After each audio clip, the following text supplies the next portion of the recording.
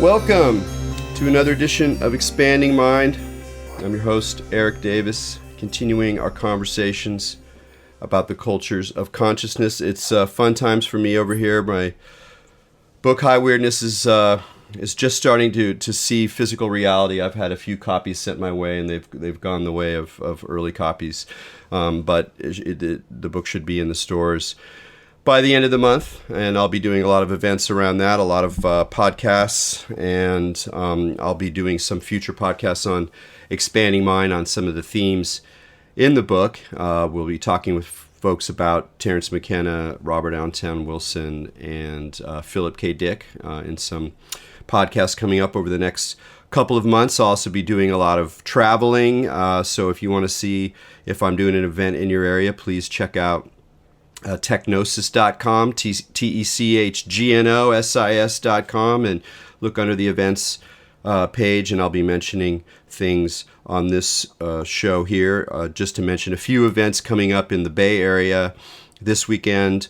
I'll be doing participating in the Awaken Future Summit at UCSF, sponsored by the local consciousness hacking crew. And that should be an interesting exploration of psychedelics, mind machines, and future consciousness work.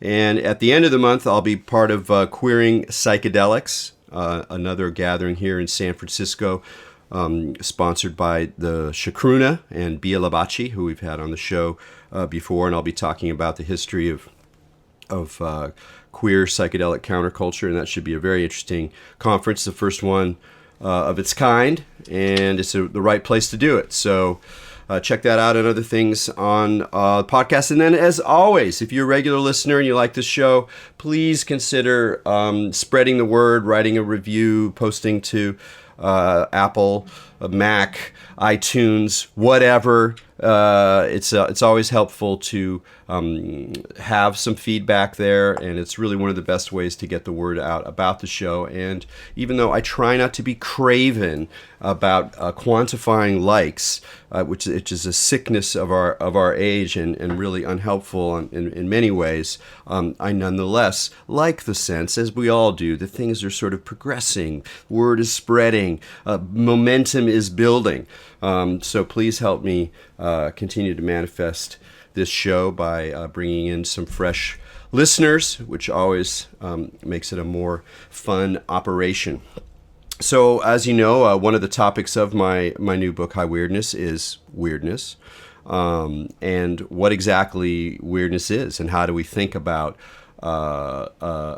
weirdness. And one of the ways I got into that was an interesting problem that came up studying when I got my PhD in religion, studying a little bit on the sort of more neuroscientific, sociobiological, reductive approach to religion, where they tend to kind of break down religion and religious motivations to evolutionary psychology, to neurology or neuroscience or cognitive philosophy, cognitive theory, ways of understanding the mind, generally pretty reductive ways of understanding the mind. And they spend a lot of time thinking about how certain emotions feed into religion. You know, fear is one that a lot of people like to talk about. Then there's a whole sort of world of like studies of obsessive compulsive disorder and how you can see that kind of those sorts of behaviors undergirding and motivating a lot of religious ritual. But one interesting thing that's pointed out by some scholars of religion is that how little attention is paid to one of the, to my mind, more significant emotions we get to experience in our short spell on Earth, which is wonder or awe. These are emotions. They're complex. They involve physiological states. They're recognizable. They have tremendous feelings associated with them. They're quite motivating. They undergird a lot of religion. They undergird a lot of art, a lot of experiences in our life, in love, in nature.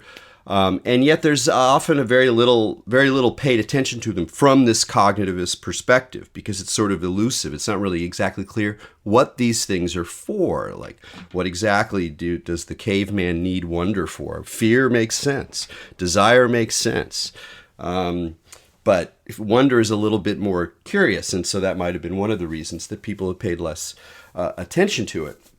But there are other reasons to be paying attention to wonder, and one of those is leads to our guest today. Mary-Jane Rubenstein is a professor of religion and feminist gender and sexuality studies at Wesleyan, and she's written 3 totally cool books. Like, it's just, we're talking scholarship here. This is not some crazy edge stuff or whatever, and yet she's written 3 very different books, but they all sort of, at least for me, resonate with really core issues that involve the weird and a lot of other things. And her first book takes on this issue of wonder. It's called Strange Wonder, The Closure of Metaphysics and the Opening of Awe. And I want to talk with her a little bit about that at the beginning, because I think it's a really good way to open up the larger conversation that we'll be having. Her second book is about the multiverse, so the idea in physics of the multiverse, and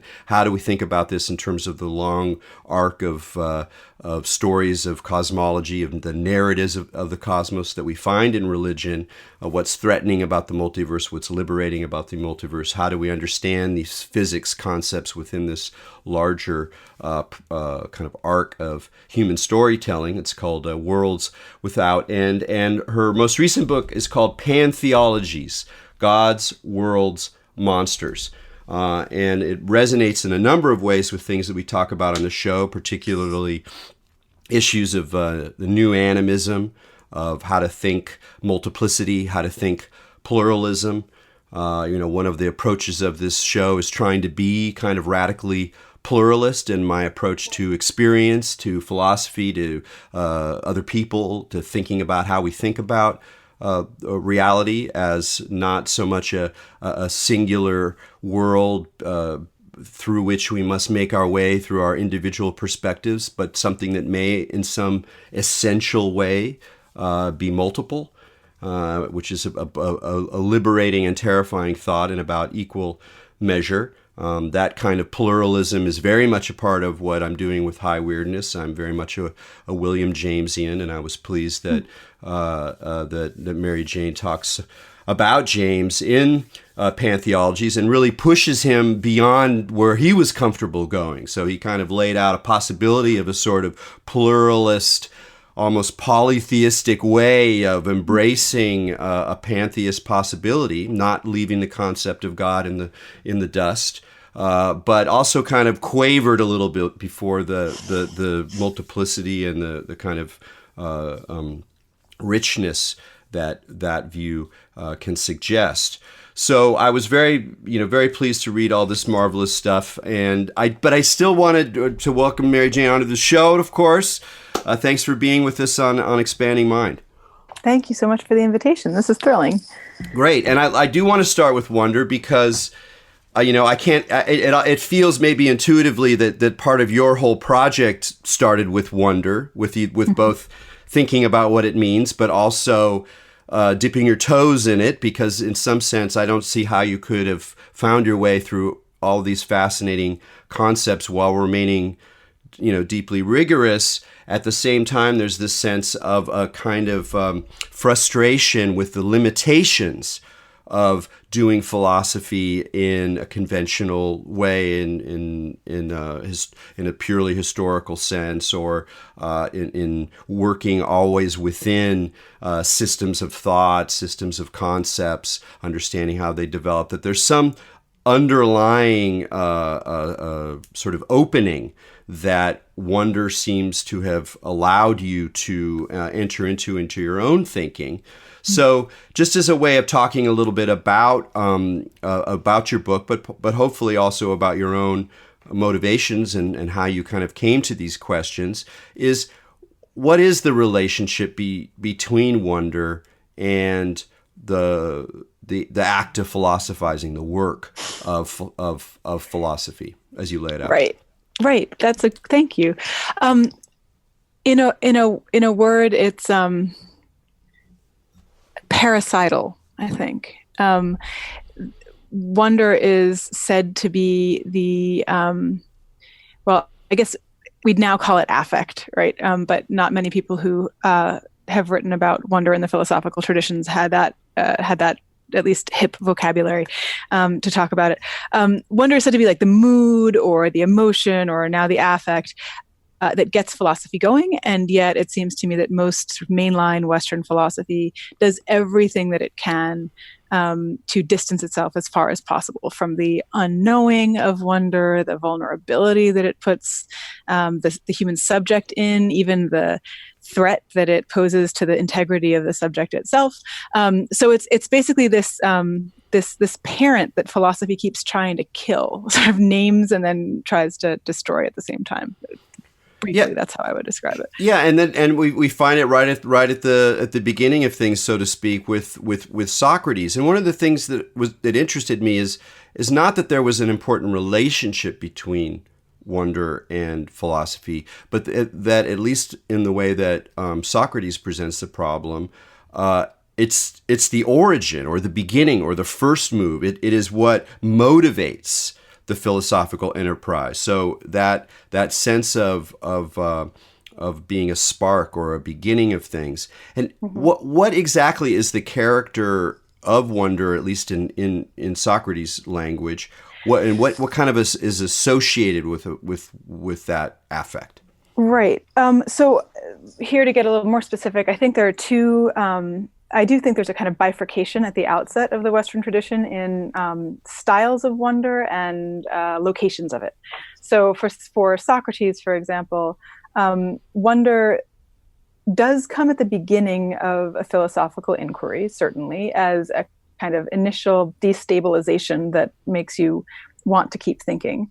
But it also increases as knowledge grows. So if you're in a classic Socratic conversation, the farther you advance, the more you'll realize that the stuff you thought was really stable and steady is far less grounding and grounded than you had thought it was. And that feeling of unmooredness and ground and sort of wise unknowing is what he's referring to, at least in the Platonic dialogues, particularly Theaetetus, by wonder. So wonder in that sense is uncomfortable.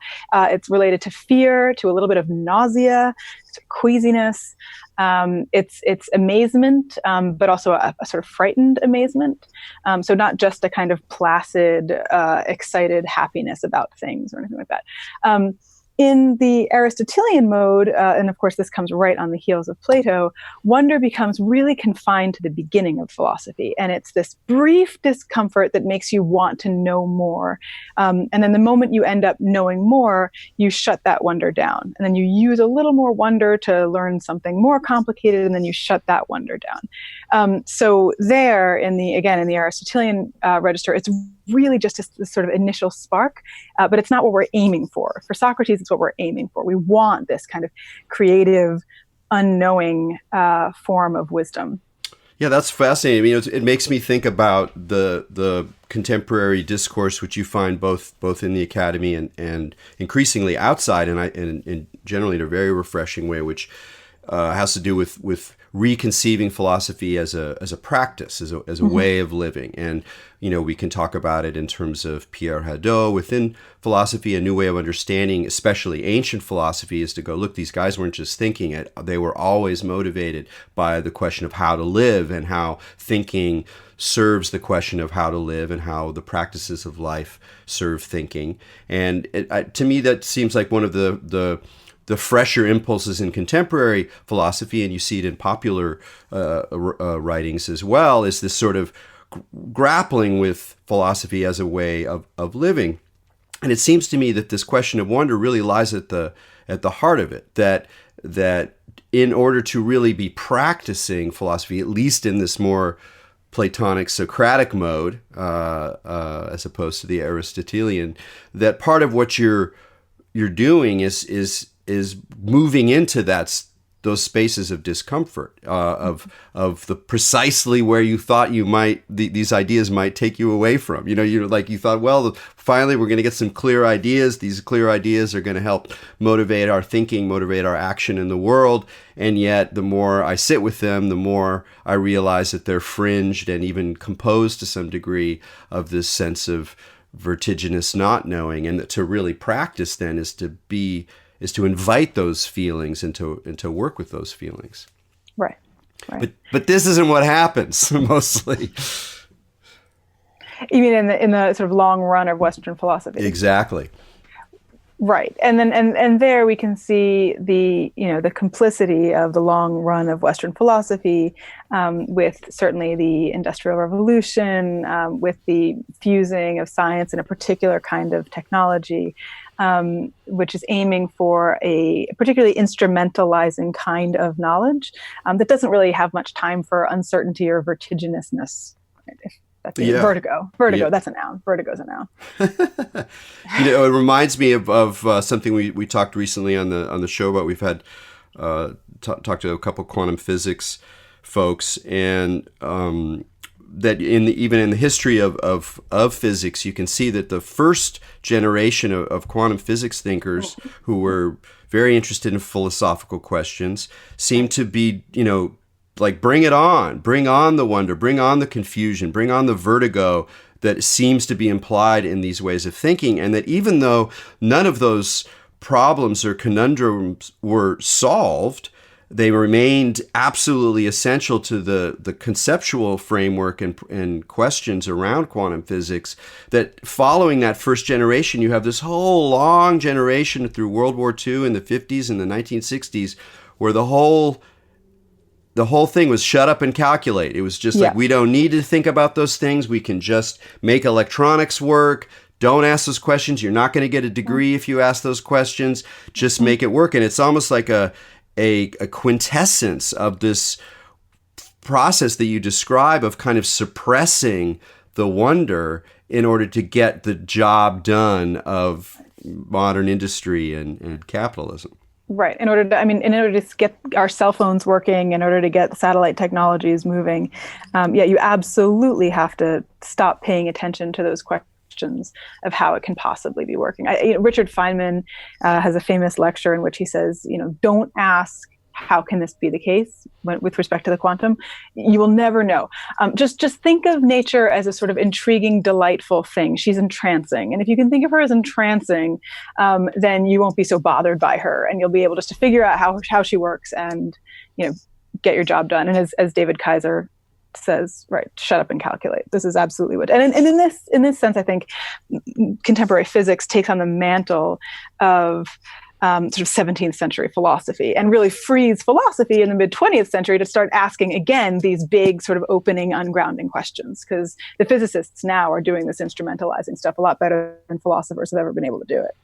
Yeah. God, there's so many things that are opened up there. I mean, one thing I just wanted to point out with the Feynman quote is it also is a really nice expression of what your work is about, which is to recognize that, he might have been sort of using that language in a sort of, a helpful metaphoric way. Well, imagine that there's this sort of enchantress, and just accept that that's part of and you as a historian of philosophy and as a historian of religion, as someone who's interested in religious thinking, does not believe that religious thinking is something that we just simply overcome and leave in the dust as we become more enlightened or something, that it persists in a variety of ways, and in some ways should be celebrated for such.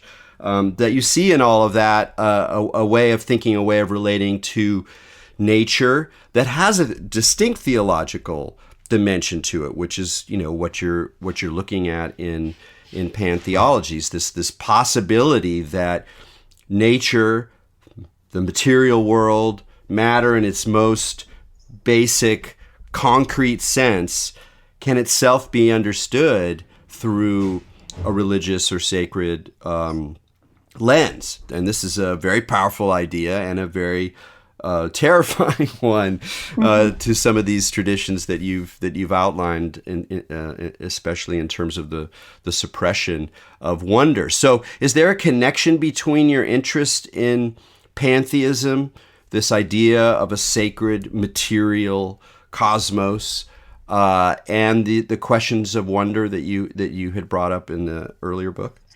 Yeah, I think that the clearest connection, it initially I wasn't really thinking of any. And then at the end of the pantheism book, as I was writing the last chapter, and I thought, oh, damn it, I'm back at wonder. I had not aimed to get here.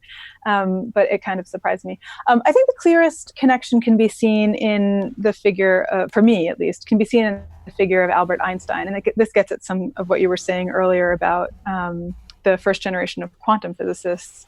So Einstein has this idea that he's challenged once to say whether or not he believes in God. And he responds that he believes in God who works as and through the order of nature itself, not some, humanoid dude in the skies interfering with the normal course of events. And in saying that he says, I affirm Spinoza's God, right? A God who works through and as the order of nature. This is effectively a pantheist proclamation. He is saying that what we mean by God and what we mean by nature or the order of nature are the same thing. So I take Einstein as a pretty straightforward pantheist. Einstein also professes, in the face of this sort of divinely infused universe, an absolute reverential wonder at the cosmos that he calls the cosmic religious sense. It just fills him with astonishment and appreciation and adoration, really. What I find interesting about Einstein's wonder is that it is entirely sunny. He is in awe of nature. He's amazed by it. And there's none of the kind of frightening, terrifying, kind of grim sort of sublimity that earlier thinkers and theorists of wonder would have attested to. And I think this has actually everything to do with Einstein's reluctance to affirm the quantum theory as a final way of understanding what's going on at the microscopic level, right? He hated the quantum. The reason he did hate the quantum was that it introduced not just uncertainty, but indeterminacy to the very fundamental structures of the universe. And that, I think, scared the hell out of him. And he was unable and unwilling to integrate his awe of the sort of regularity of the general relative sort of large structure cosmos with his terror and horror at the small scale microscopic universe. If he had, I think he would have gotten something like a more kind of rounded understanding or a rounded sort of experience, affect of wonder. I love the way you're connecting these two faces of wonder. It seems really important to me, and not just in terms of the story that you're telling, but in terms of our own personal sense of what this part of our lives is like, what this part of our lives that is marked by wonder or marked by awe, mm-hmm. as a motivating factor, as something to cherish and as something to have to deal with, which is that there is a tendency still to pull Einstein's move, which is to kind of put it under the category of delightful awe. And, mm-hmm. You hear this very much in the rhetoric of NASA or the rhetoric of this of space science, like, oh, the beautiful, awesome amazement of the heavens. And you're like, mm-hmm. well, sure, okay, but, I'm also capable of looking up in the heavens and feeling whatever Pascal's sense of right. this terrifying emptiness right. And this sort of overwhelming horror, even, of just the sheer size of the universe as a kind of itself a kind of powerful state of mind that's related to wonder, but it's not the same thing as this kind of Disneyfied mm-hmm. wonder that we get as part of the way that science and contemporary science and technology and capitalism tell a story about itself. Oh, the wondrous new powers of this, da da da da da. Right. It seems really important to your sense of wonder, as well as some related affects that have to do with these, with pantheism as well, to not shy away from that, let's call it dark side, or the mm-hmm. the vertigo side, or the mm-hmm. the freaky side. That's also very much what I was, when I'm using weirdness in my own project. That's something that I've been playing with. Is like how weirdness is both enchanted, and in that element of like a Disney sense of an enchanted universe or a marvelous, creatures in the sylvan fields, but it also has this undertow. How do you think about the relationship between the like light and dark side of wonder as a motivating affect? Right. Again, I think that the importance really of the of owning up to and coming to terms with the more discomforting elements of wonder is important precisely when we get to this question of action, political motivation that seems to be sort of coursing subterraneanly here. It's not just because I think it is the case that humans are sort of desubjectifyingly terrified in space, that it's not because it's true. So we have to somehow. I just don't think I don't think this sort of rosy image of the awe-inspiring universe is very helpful. I think it can be unhelpful on the one hand and actually damaging on the other. And here are two ways of getting at that. Unhelpful. I think any appreciation of the lush beauty of forests and their the interconnectedness of trees and the ways that they're able symbiotically to work with mushrooms to get messages from tree to tree to tree, right? That astonishing, beautiful, and rosily awe-inspiring insight and emotion is politically useless without an absolute horror in the face of what we have done to old growth forests and really any forest at all. And without that terror of the rapid loss of this amazing, beautiful, right? It's this Heidegger kind of got at this, and I hesitate to quote Heidegger because he's terrible, but he was right on wonder that there's this pairing of the sort of groundlessness and fragility of things that comes right along with your awe of the beauty of them, and without that that terror that then inspires kind of the rage that does political work, we don't actually get the forests that we love. We don't get that. We don't have a chance of having them, of seeing them into the future, of preserving them, or even nurturing them in any way. I think that's the sort of neglectful side of it. I think actively the issue is that when NASA goes into space and says, wow, it's so amazing, it's so incredible, and denies precisely that desubjectifying vertigo of just bouncing aimlessly through space and feeling utterly decentered, it can then just blithely announce plans to colonize Mars and to colonize Venus and to just keep advancing this narcissistic human project without thinking too much about why it might be doing that. So it sets up these projects to kind of shore up human sovereignty again in the face of this vulnerability, precisely because it's not acknowledging the vulnerability. I mean, most of the Apollo astronauts ended up being fundamentalist Christians after they got back down to Earth, I think precisely because they were so terrified of what it was out there that they saw that they needed something super grounding when they got back down.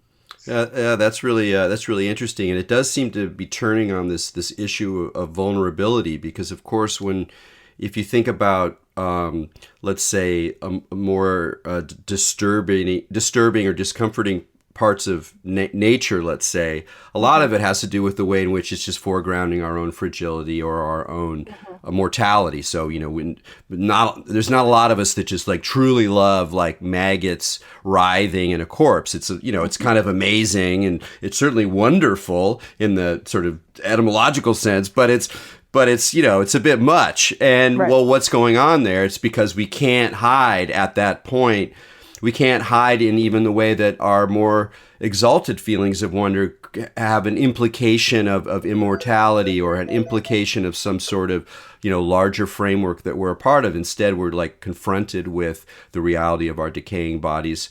And to be able to actually really experience the wonder of some of those things requires us to fully acknowledge our vulnerability, and then also the way that, as you point out, the nature itself is extremely vulnerable, particularly now, now that we've set in motion all of these enormous engines, and so there's something really, really powerful there.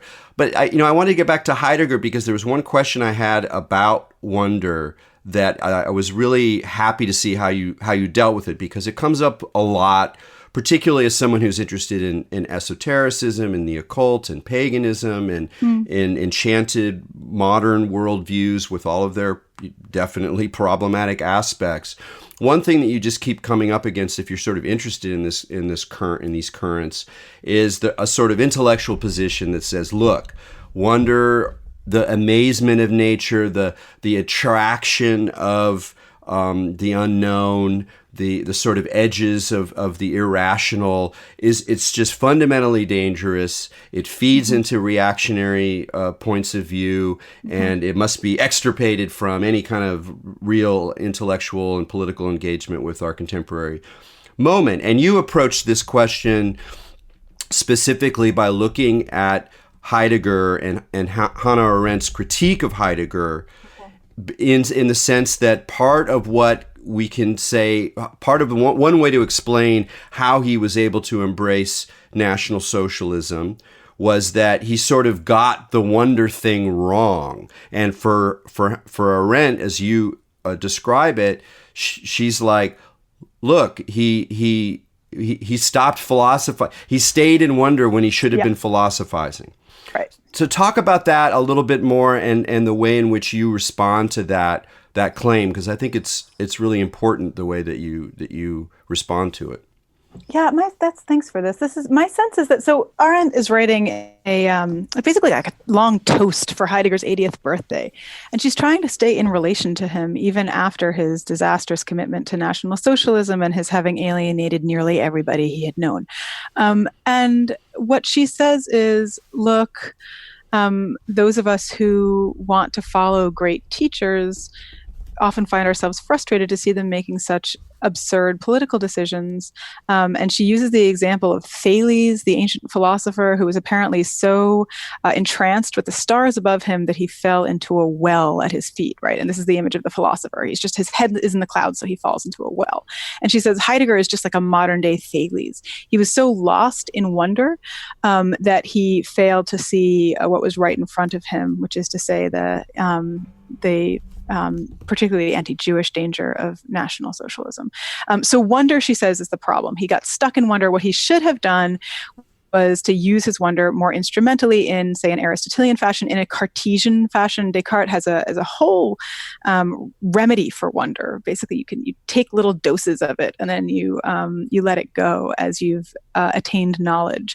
So Arendt is commending this kind of instrumentalizing use of wonder. You use a little bit to introduce a little bit of discomfort, and then you get yourself to solid ground and to knowledge and to understanding, and get yourself away from wonder. I don't think this is right, at least not if wonder means what Heidegger understood it to mean. My sense, rather, as you've said, is that Heidegger, we can take lots of people's different definitions of wonder, but if we're using Heidegger's understanding of wonder, it seems like the problem really was Heidegger's inability or reluctance or just unwillingness to remain in the kind of wonder that he himself theorized. And that kind of wonder is, it's again, this sort of two-step process of being shocked by what it is you're seeing, experiencing, understanding, witnessing, and then on the other hand, being terrified by it, being frightened by it. And both of these steps for Heidegger requires a relentless attentiveness to the everyday. That he does a critical reading of Plato's Cave, in which he argues that the real work happens not in the sky, the open of the space outside the cave, but in the actual cave itself, learning to see things as they actually present themselves. This is what is shocking, and this is what is awesome or awe-inspiring. So at least my argument there is that this like rigorous attentiveness to the everyday, toward which Heidegger is calling thinking, is precisely what he was not doing.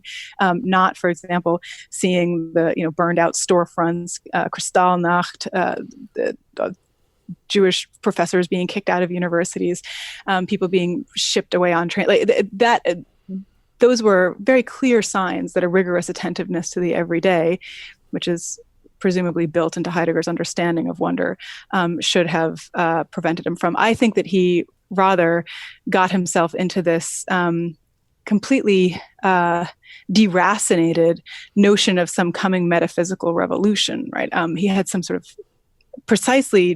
some certainty about it that was precisely unwilling to abide the uncertainty of what was actually happening all around him. Yeah, that's great. There's one sentence you have to describe his attitude. The positive side of it is this a ceaseless attunement to uncanniness of everyday life.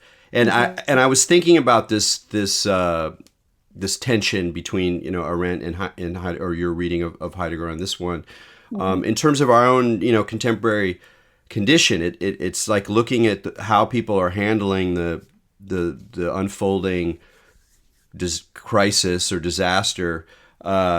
It's interesting how often people seem to hide in or kind of return to instrumentalizing. Like it's like, okay, well, we have a technology that can do this. I'm going to like invest in this and like get a new thing, and and that's going to be able to sort of organize my fear at the audacious impossibility of so many of the issues that we face. Whereas if you stay with the uncanniness, it's just getting more and more uncanny, that the actual texture of the everyday as it transforms under the conditions of late capitalism and climate change and social pressure and the collapse of the Enlightenment project and all these things that are happening, that you don't have to try very hard to see the fabric of your average, ordinary, quotidian day as stitched through with this uncanniness, and an uncanniness that hopefully doesn't paralyze, hopefully doesn't motivate,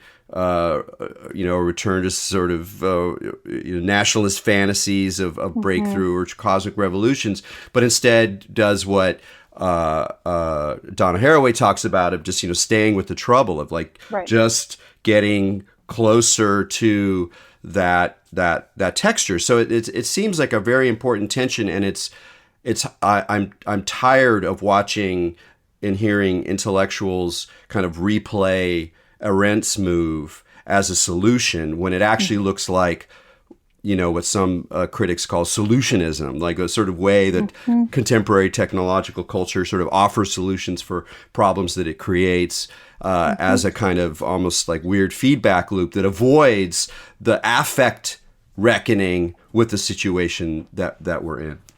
Yeah. Do you know that essay? It's a 1968 or so essay by Lynn White called "The Historical Roots of Our Ecological Crisis." You mentioned that in the book, yeah.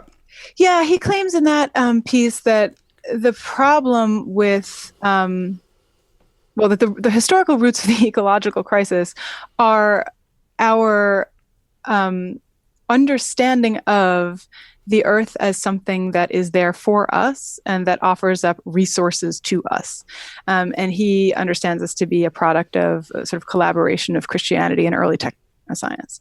And so he says that right there, and I think this cuts right through Donna Haraway's thought, that the promise of techno fixes, of planetary hacking, the reason it remains that these problems remain solutions to problems they themselves have caused, is that we actually need to step back into the whole worldview that produced this notion of nature as something to be used, in the first place, that it all operates this way. I think also about the crisis of Black men and women being assassinated by the police and body cameras being an answer to this, right? That like that's all we need to solve anti-Black racism and anti-Black violence is just a better camera. And if we turn on the camera, this sort of clutching to these techno fixes, I think gives us this pleasing sense that we've done something right, but and then delivers us from precisely this discomfort and horror at, say, anti-Blackness and the American landscape. But it just in telling us that we've done something about it anesthetizes us, I think, to the problem. Well, this is a great setup for, we've been talking about Pantheologies a little bit, but not as much as I would have liked. Sorry. No, it's not your fault. It always goes too fast. It's just, that's what these conversations are like. But it seems to me that one of the things you're doing in Pantheologies is, you're not, as you say, you're not an apologist for pantheism, although right. Sometimes in a good way you get close, but you're trying to figure out, well, what would it mean to think this way? What would it mean to think that, not that God or the sacred is in nature, but that it is nature, and that the material world as we understand it and the sacred or the religious world is the same thing, that becomes a way for you to think about this problem that Haraway presents us with, is that if we're going to get down and dirty with the consequences of Western thinking, of exploitative thinking, of that conjunction of Christianity and technological science, we need alternatives. We need to be inspired by other stories, counter stories, that enable us to get some space around it. And that seems to be a lot of what you're doing with Pantheologies, and particularly by emphasizing, this is places to dive in, is just what is it that's so threatening and so, in your terms, monstrous about this concept when you trace it historically, this idea of pantheism.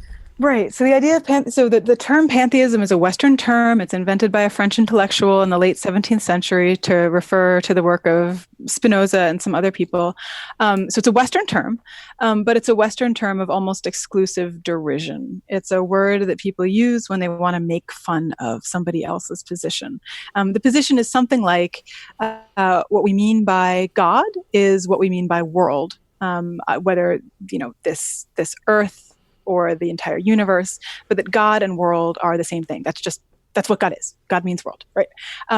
It has been hilariously, unanimously demonized by the Western tradition that gives it its name in the first place, because aligning or equating God and the material universe ends up ascribing to God all of the characteristics that Western monotheism wants to protect God from. So materiality is the big one, right? If God is the world, if God is the universe, God is in some constitutive way material. And of course, the God of Western monotheism is anything but material, utterly disembodied. So the pantheist God would have to be material. The pantheist God would have to be in some way multiple, sort of aligned with the crazy manyness of the universe itself rather than rigorously singular, so violates the principle of singularity. And this God begins to look also sort of dark and feminine, because these are attributes that the West has traditionally associated with matter. Matter is always feminized. I mean, from Aristotle to Richard Feynman, matter is feminized. And matter is also rendered in sort of dark, primitivizing terms. So in one fell swoop, the pantheist God insults the whiteness, the maleness, the disembodiment, and the singularity, and the unchangingness of the Western metaphysical God. So that seems to be the big problem. Yeah, and that raises this really interesting issue then, is this way of thinking valuable as something to occupy in a mode of resistance and overcoming and pushing back against the consequences of this dominant Christian techno-scientific tradition? Or, do you just sort of throw it all, under the bus? And the way to like maybe telegraph that question is, there's a lot of people who would say, look, yeah, we need to have a new understanding of materialism, one that's not dominated by these by exploitative concepts, one that respects the multiplicity of matter, the vitality of matter, whether we think in terms of the Gaia hypothesis or the so-called new materialisms that you find in philosophy. But a lot of those people would say, we don't need religion, we don't need the sacred, we don't need any of that stuff anymore. We're done with that whole tradition. You offer a different way of thinking about that. And that, I think, is again really important part of your thinking is you also push back against either the idea that we can completely overcome these aspects of human culture, human consciousness, relationality, the cosmic experience, but also that we don't necessarily want to, and that there are reasons to dive into this almost a kind of polytheistic paganism in terms of a way of revivifying or being able to be more clearly in touch with the multitudinous, emergent, vital quality of a new materialism. Right. Yeah. So there are probably 5 or 6 ways to answer this question. I think I'm going to try to choose 2. The question, as I understand it, is why not just get rid of the question of God or religion entirely, right? If we're affirming the goodness of creation, if we're affirming the agential nature of matter's capacity to do things, why not just say matter can do things, right? What does God have to do with that? Why do you have to theologize it? Why do you have to bring it into some kind of religious register? That's creepy. We don't like it. Religion does bad things. I think that the 2, again, I have a lot of responses to these, but the 2 I'm thinking of in relation to this particular conversation are, first, the effort on the part of the secular sciences to demonize and overcome religion has not worked. Just hasn't worked. And in fact, the more the natural sciences try to demonize and overcome a particularly monotheistic religion, the more they intensify a kind of back reaction of religious traditions appealing to a particularly patriarchal, particularly paternalistic, and particularly earth-denying kind of theology. So it hasn't worked well yet, and I don't know that it's a game that we want to keep playing. The problem in this kind of back and forth between a revivified patriarchal theism and a scientific atheism, a sort of stalwart scientific atheism. The problem, as one philosopher suggests, her name is Grace Jansen, is that these 2 sides are still agreeing upon what they mean by God. That for somebody like Richard Dawkins and some Christian evangelical creationist, God means the same thing to both of them. God means a disembodied, patriarchal dude in the sky who judges people and either sends them to heaven or hell. Now, Dawkins is going to say that guy doesn't exist, but he agrees conceptually that that's what God means.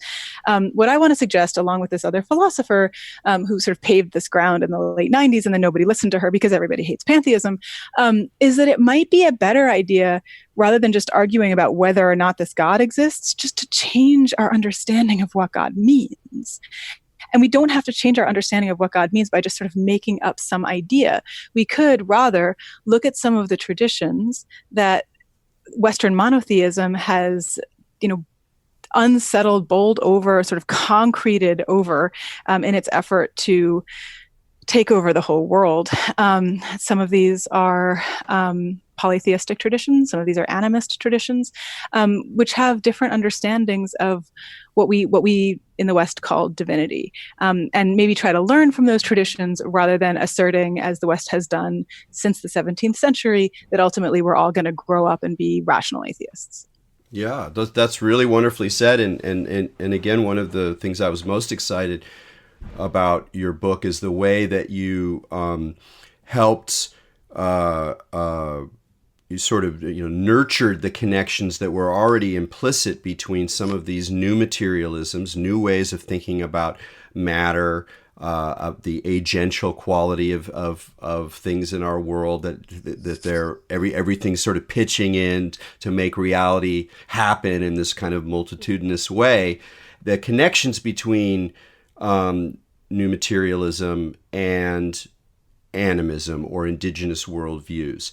And it seems to me that we're at a very interesting phase of that relationship where it's not really clear. Some people don't like it. Some people have kind of silly ideas about one side or the other side, but that a lot of the action has to do with really developing a kind of hybrid way of thinking that's not appropriating indigenous worldviews, that's not just simply resting on some kind of idea of a living earth that's taken from some other tradition, but rather is inspired by that to widen what it means to live in a world where objects and processes are alive in a gentle and in constant renegotiated relationship.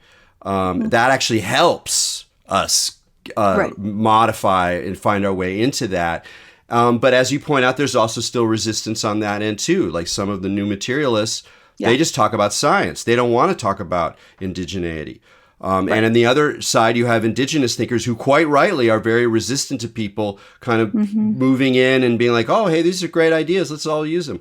How do you how do you see your work as helping to take this conversation forward, and what do you think are the real important issues right now in terms of that connection?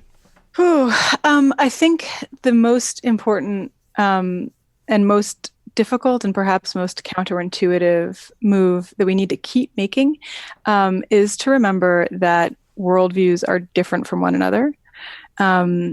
We do not need all to convert one another to the same worldview. And in fact, efforts to do that have been disastrous, so we can just stop that.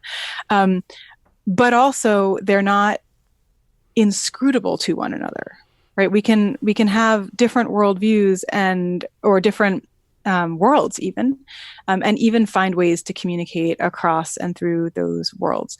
So I think, for example, in this fraught intersection of technology and ecology and religion, and particularly indigenous religion, I think about the telescopes on Hawaiian mountains, right? There has always been indigenous resistance to building telescopes on these sacred mountains, and yet there they are. They're, U.S. telescopes, university funded, right up there on mountains. And there's currently a drive to put another one up, and a lot of indigenous resistance to that. Understanding what the problem is with installing a telescope on this particular mountain requires an understanding of the agency of that mountain and the sacrality of that mountain, right? The sacred agency of that mountain. But it does not require people who were not raised as Native Hawaiians somehow to convert to that religion and start proclaiming the mountain to be animate and divine for themselves, and to dress in a particular fashion, and to take people's styles, and to take their rituals, and to take their that it doesn't require that degree of appropriation. It requires a degree of recognition and understanding. So the mountain that is sacred for Native Hawaiians does not need to be sacred to the activists in Philadelphia.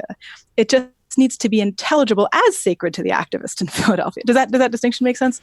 Absolutely. I mean, it seems to be one of the issues that I'm also surprised by is how hard it is for people to think, capital P pluralistically. Yeah, that's right. And even though we're in this pluralistic society and we're raised in pluralism, multiculturalism, it doesn't go so far. But, we kind of think of ourselves as pluralists, but actual pluralist thinking, particularly when it involves ontology, claims about the ultimate reality, we quaver. We can't even deal with it. Reality must be one. Right. It must be one reality. And it's a weird thing because once you let that go, it's actually not that complicated. Like you can actually suddenly have a lot of room to maneuver, but it remains a very challenging move for a lot of people to make. Yeah, I think we all remain secret Kantians, right? Well, if you're saying that everybody should, no, I'm not saying everybody should. I'm saying that to this particular community from this particular vantage point, right? And you don't need to universalize it in order to make it important. Yeah, I guess it's that question of do you need those universals to ground ethics? And that's one of the, you raise some outstanding issues with pantheism, and you have nice rejoinders to a number of them, the problem of evil. But one of them is if you have this sort of pluralistic, emergent, always in relationality, multitudinous kind of world, how do you develop the possibility of some kind of universal ethics that would enable things not to kind of just devolve? Not that we're not. I think that universal ethics have always been particular ethics, right? Universal ethics have always protected the interests of some people over the interests of others. So letting go of a universalist ethic is only sort of living into what has always been the case, which is that ethics are relational and perspectival and situational, and giving up this fantasy of being able to know in advance at all times and all places what kinds of decisions we're going to make about things. And I think one of the most difficult things for an ecological thinking is going to be to give up the a priori privilege of the human over everybody else, right? We've operated as though one universalist ethical assumption we can make is that human interests are more important than the interests of termites, fine. Than the interests of groundhogs, fine. Than the interests of mountains, than the interests of fields, forests, trees, right? It's going to be really difficult, and I don't even know that we have the time for it, as a species, but it would be an admirable ethical task to start from the ground and say, why don't we get rid of, again, this a priori privilege we've given to the category of the human?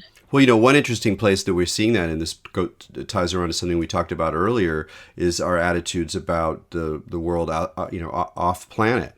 I think just today there was a group of scientists who, announced that there should be a moratorium and not there shouldn't be development of the majority of the satellites and planets and asteroids that are in the solar system. And so we have an opportunity right now, because it's so clear. It's so clear, the difference between going, hey, that stuff's just, let's exploit it with robots. It's great. We need to have industry off the planet. It's the new adventure of capitalism. Let's go for it. And the kind of horror at, oh my God, we're just going to spread this stuff into this. I mean, it's so obviously not a human place. So in a way, we have this opportunity. I'm not terribly optimistic, but we have the opportunity to see this distinction you're talking about very, very clearly. Yeah, I think that's right. Well, we unfortunately got to wrap it up here. This is, as always, there's not enough time, and I will ask you to stay on afterwards and maybe talk to me a little bit longer for eventual availability. But I did want to mention this conference that you're going to be in England called How the Light Gets In. It's sort of an unusual conference bringing together philosophers and music. That's right. It's an outdoor festival. Registration is still open. It's called How the Light Gets In. You can go and live in a yurt for a couple of days and listen to some wonderful music and hear some people debate passionately ideas about us and our place in the universe. Well, wonderful. So we'll have to end it there with Mary-Jane Rubenstein, the book Pantheologies, Gods, Worlds, Monsters. Thanks again for joining us on Expanding Mind. Of course. Thank you so much for the invitation. Until next week, folks, keep your minds open.